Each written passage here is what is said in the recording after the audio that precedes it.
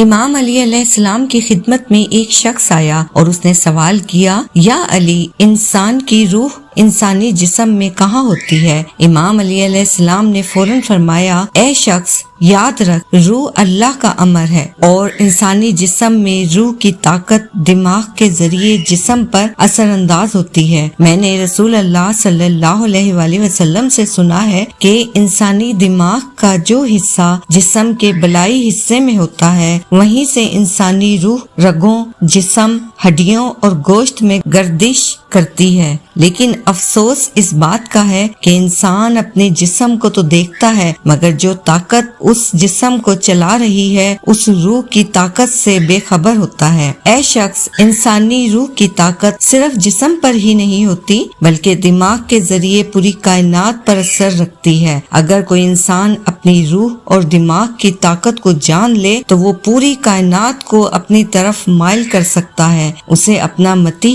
بنا سکتا ہے۔ پھر اس نے پوچھا، یا علی علیہ السلام، میں اپنی روح کی طاقت کو کیسے پہچانوں، اسے کیسے بڑھاؤں؟ امام علی علیہ السلام نے فرمایا، قناعت، سکون اور یقین کی دولت سے۔ اگر کوئی شخص فجر کے وقت اٹھے اور اللہ کی قدرت پر غور کرے تو اس کا دماغ مختلف چیزوں پر اپنی طاقت جمع کرتا جاتا ہے، اور رات کو سونے سے پہلے سورۃ اخلاص 27 مرتبہ پڑھے اور سکون سے سو جائے تو اس کی روح نیند میں کائنات کے وجود کو قبول کرنے لگتی ہے، وہ اپنی طاقت کو خود بڑھانے لگتی ہے، اور یوں رفتہ رفتہ انسان پر اپنی روح کی طاقت واضح ہونے لگتی ہے اور وہ خود کائنات پر حکم چلانے لگتا ہے۔